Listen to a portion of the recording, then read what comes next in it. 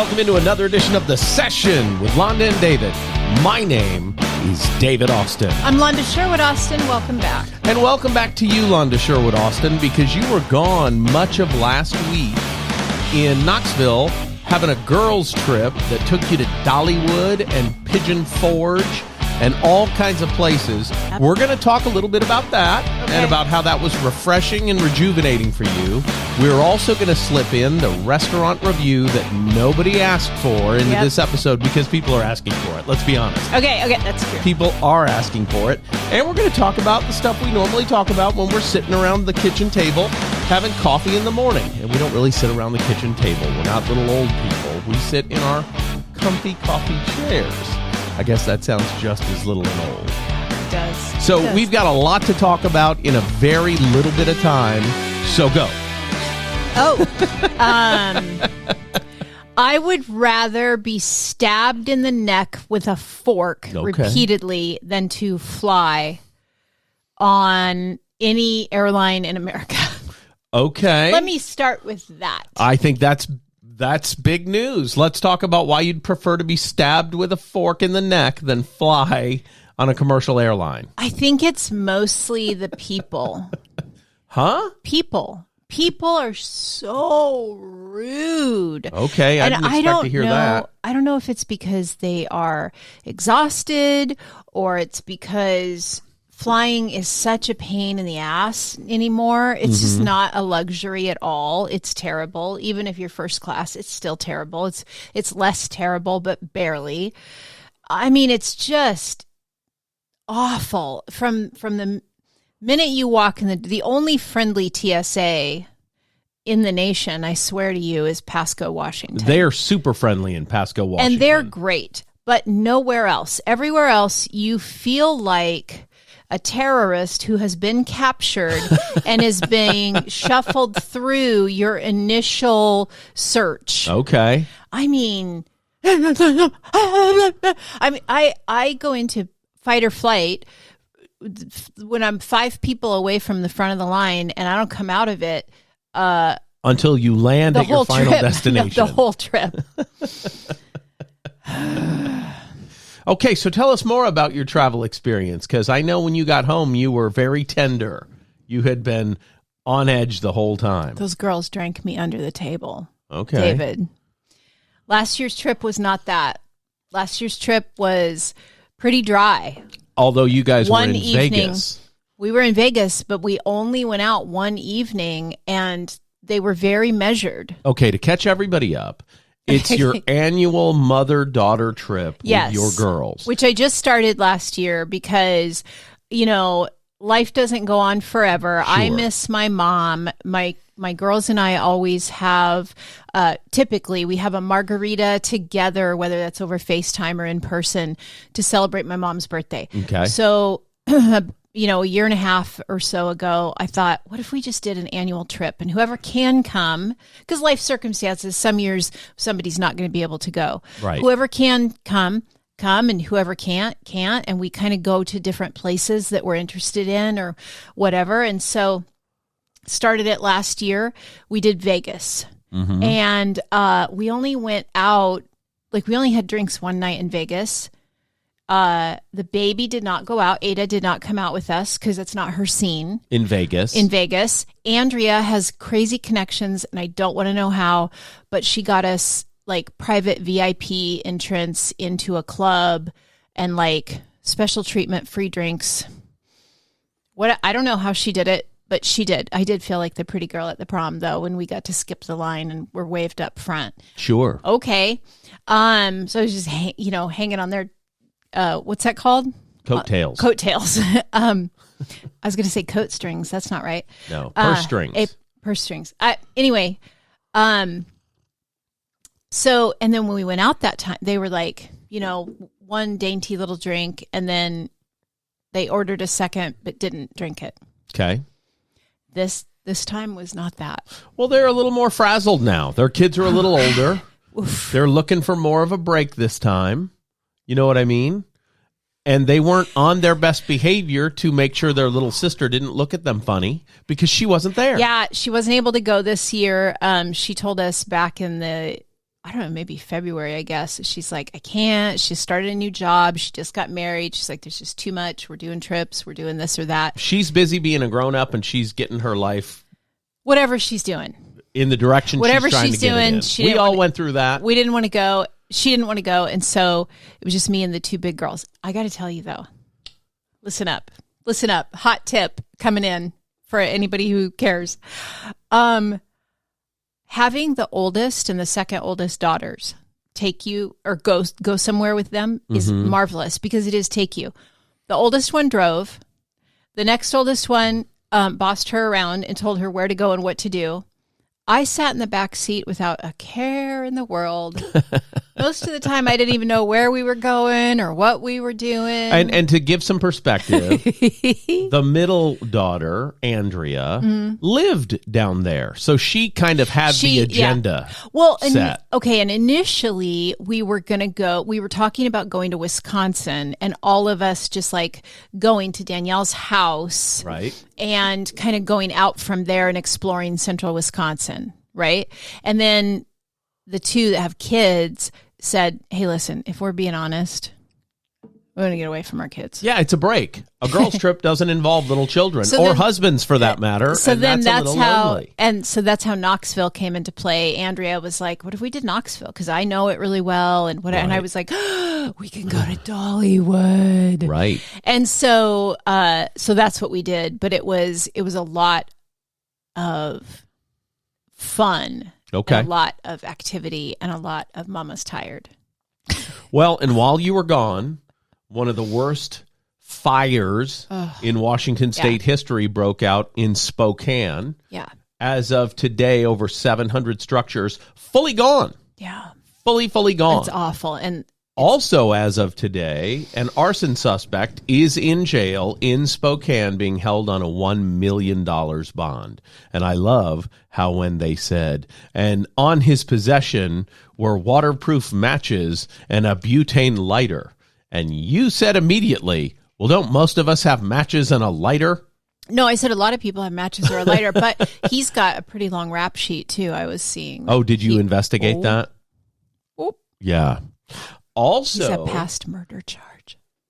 Really? Yeah. It's also in the inland Northwest was a tragic shooting at an In-N-Out Burger in Idaho, and that's a crazy story because an off-duty state trooper and just some dude who rode up on a horse, no joke, rode up on a horse, shot at the assailant and got him to take off, and then the assailant ultimately committed suicide.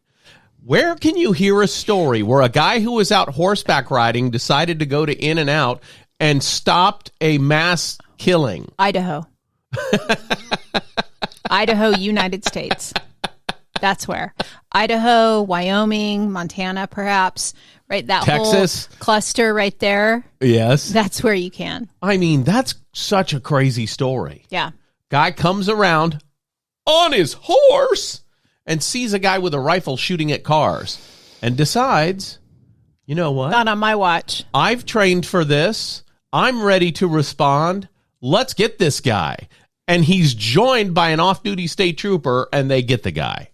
And he ends up, and the guy was interviewed on the national news this morning, and he says, listen, the guy had a lot of bravado until bullets started coming toward him, and then he changed his tune and took off running. There you go. Crazy. Yeah. So I don't know why I'm telling you that I don't story either. other than I was talking about Happy Dollywood. Well, yeah. But we don't want to spend the whole show talking about your trip, which was lots of fun. But we are going to circle back to the restaurant review that no one asked for. The reason I bring up the stuff that's happened in the news recently is because there are many, many things that impact the markets. And yesterday I had a conversation with an insurance underwriter who practically hasn't been able to sleep because of all these claims coming out of the Pacific Northwest because of these fires. I mean, it has been a literal nightmare. Yeah. And they can't write new policies. Yeah. You know, the governor put in an executive order, and they're kind of pausing on policies in areas that are affected. It just clicked to me who you were talking to. Yeah. Duh. Yeah. Okay, yeah. It's absolutely cuckoo nutty. Yeah. You know, and a lot of us are focused on only what outrages us, right? We have our social media set to make us lose our minds every time we open our phones. I do not, but most of us do. That's the algorithm for most of us, statistically. When I start getting negative stuff in my algorithm, I immediately start filtering those out and changing the algorithm to positivity. Well, and that's laugh, part of what I wanted to fun. talk about, because we've had all this stuff going on. Then we have more close to home stuff going on. And the magic is to not be impacted by this, is to set your algorithm, which you can do, on things that don't cause outrage and make you feel good. Yeah. I watch disc golf clips and people who do voice impressions. And that's pretty much all of my algorithm. You know, even better is maybe just put the phone down. Okay. It's my primary business tool, though, so I have to use my phone a lot. Yes, but I mean for scrolling. You're not doing business when you're mindlessly scrolling. Unless I'm, waiting for a phone call. Again, you could wait for a phone call with it set down. You could just set it down instead of scrolling. And that is my perspective, is, rather than trying to curate our algorithm, what do we just set that down and curate our life? I like that. Say that again. Rather than trying to curate the algorithm, why not just set that down and curate your life? How do you recommend we curate our lives? Well, I was reminded recently about how effective I am when I just sit in the quiet and think. Okay. How were you reminded of that? I sort of forgot. Well, a couple of ways. When I was on the plane, I love to pretend I can't get Wi-Fi when I'm on the airplane. I shut my phone off. Okay. And so if there's no screen in front of me, I have no hope of getting to any information. And you lost your book on one of the planes. I did. Yeah. I think it was out of my head. I forgot it. I left it behind, but I think I forgot it because the book was kind of negative. I wasn't really enjoying it. I was like, this is really dark. What was it about? It was about, I can't remember the title. The subtitle is The Price Women Pay for Being Good. It was basically about women's voices being silenced as a kind of structured thing in America. Who's structuring the silencing of women? Listen, I don't need to get into it. I'm just curious. I don't need to get into it. That's what the book was about. I thought, oh, this is interesting when I bought it. I can't remember the title, but I do remember that subtitle. But then I started reading it, and the first chapter was like, this is interesting. And then it just started like getting really dark and being very, I think you can be pro-woman without being anti-man. Okay. And this book was not that. Oh. Did someone recommend it to you? No, I saw it in a bookstore and thought, oh, that looks interesting. Okay. Okay. I wonder what that's about. Yeah. Because I do think in America, from, its beginning, women have been sort of systematically silenced in many ways. Not always, but in many ways, which is what interested me in the book. But this book was too dark for me because, again, you can be pro-woman and not anti-man. Sure. I'm pro-human, pro-all voices be heard. Sure. And this book was not that. So that, I didn't like it. So I think I kind of subconsciously didn't even think about it being there. I forgot it on the airplane. So I see. So not your cup of tea. Nah, it wasn't. It was dark. Again, I don't need to be filling my head with a bunch of dark stuff. And I thought it was very one-sided and definitely the author had a very kind of sinister agenda, I felt. And I thought, man, this isn't healthy for anybody to read this. Well, and it wasn't, and there were some things that I read that I know for certain are not factual because of my own knowing. Like what? Doesn't matter. Okay, well, this is interesting. I kind of want to know more about it now. I can't really get into it without having it to reference it. Sure. I think it's unfair to kind of, but I thought, I read something and I thought, well, that's not true. That's not even true. That's just the author's bias. So it wasn't, I like reading things that are just informational without bias, which this was not. It's really hard to find information that's unbiased now. Which I think is really hard to find. Which I think is why I read certain kinds of books. Interesting. You know? But anyway, I don't even remember what we were talking about when we got into that off on that subject. The algorithm and curating your life. So that's actually to my point. That book was not going to help me feel better about life or happier or, you know, more positive, or which are things I need to do because my brain tends toward worry and fear and negativity and whatever. So I have to like curate my algorithm, curate my life to joy and peace and happiness, and the decisions that I make need to go that way. Sure. So the things I put in front of my face have to go that way. And so, yeah, I would say we're wasting a lot of time scrolling instead of thinking. And then I was awake in the middle of the night and I just laid there thinking, and I like thought of a whole bunch of really good stuff. And so then I was like, oh, that's right. When I just sit in the quiet and think, my brain works. What a revelation, huh? The human connection will never go away. And that's why I want to do the restaurant review nobody asked for, because you had one great experience and one not as good experience. Let me get ready for this. So I'm excited. We haven't talked about it. Go. Which one do you want first? I want the terrible experience first. So while in Tennessee, we were all over the place. We were in Pigeon Forge, we were in Sevierville, and we were in Knoxville. Okay. So we went to dinner one night at a restaurant. I don't even remember the name of the restaurant. Let's call it Crappie's. No, I have no idea. We walked into one. They were across the street from each other. We walked into one, and it was giving very like kid-friendly vibe, which we were not about that for this particular thing. Three moms. Well, let's get out of this kid place. So we went across the street to this other one that was much more, you know. I don't know. Adulty. Okay, adulty. Yeah.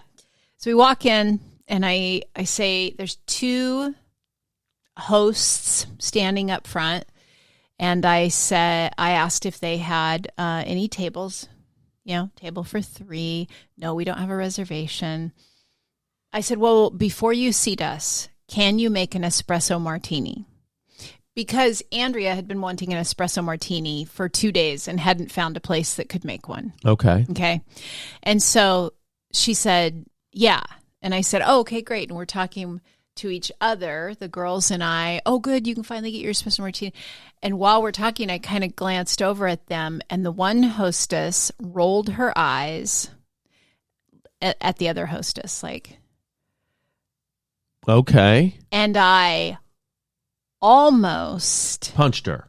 Walked out. Okay. I almost said, you rolling your eyes just cost your restaurant our ticket. Goodbye then. I mean, and then I thought, just calm down. Okay. Fine.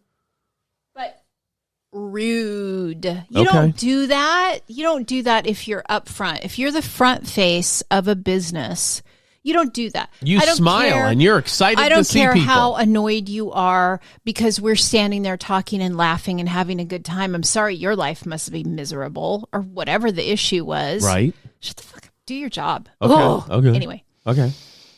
So then how did I not hear the story already? I don't know. This is shocking. So then they seat us and we order drinks, and then the server, we ate out so much. I have to make sure I'm telling the right story. Right. The server comes up. I said, hey, real quick, before we order, anything. I have a severe garlic allergy. Can you ask the kitchen if there's anything I should have or anything I definitely shouldn't have? Just real quick, like just some highlights. You don't have to go through the whole menu, but so he goes back after he got our drink order, and that was fine and whatever. So we get a couple of the girls order like a burrata appetizer.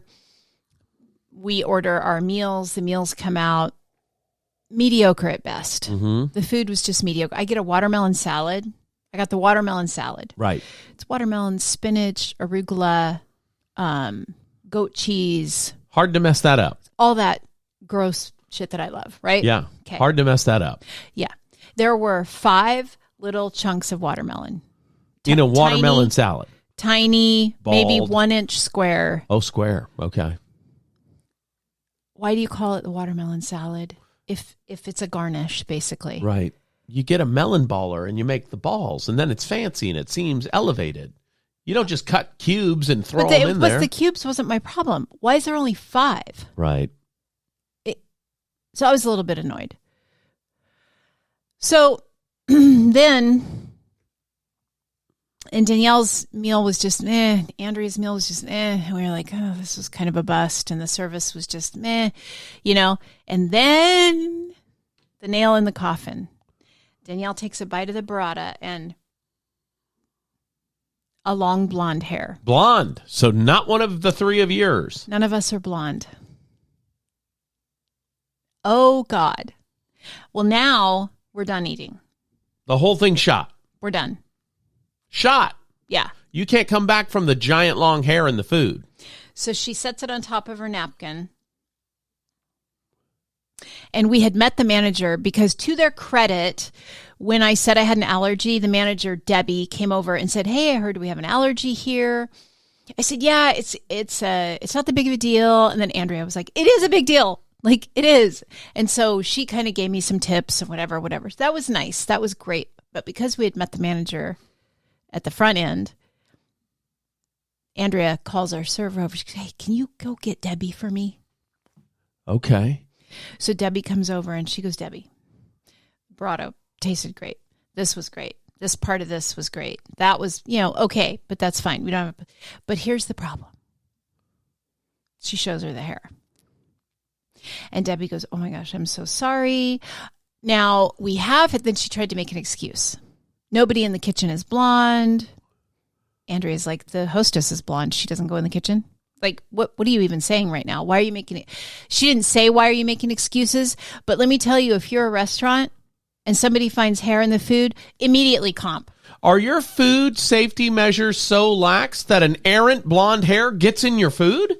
That there's no one in the restaurant with blonde hair except for someone who could sabotage your food? Is that what you're telling me? That's what I would have said to that manager. So she then tells us there's this new dish that they're making and it's got corn silks and that could be a corn silk. And Andrea said, listen, I'm a hairstylist and I'm a trainer of hairstylists and I know hair, and that is a hair. That is not a corn silk. That is a blonde hair. In fact, it's a colored blonde hair. It is not a natural blonde hair.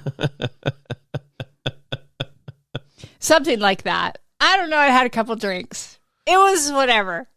Debbie, are you going to take care of this or not? Like what? Well, listen, we're not trying to make a scene. We were very quiet about it. There was nobody else around us anyway. But, and she's like, I'll take care of it. And taking care of it was... she comped the burrata. She comped the burrata, but then she also took some, she took like $10 off of Danielle's plate, her dinner, because she'd hardly touched it when she discovered the hair. Right. You know me, I had devoured my whole salad. Right. By then. But, and then Andrea doubles down. She goes, thank you so much. I appreciate it. I go, Debbie, or I didn't. Andrea said, Debbie, well, we've got you. We might as well tell you, you got a problem up front with the hostess. So she tells her about the eye rolling, and this was Debbie's reaction. She goes, oh, there's going to be tears tonight.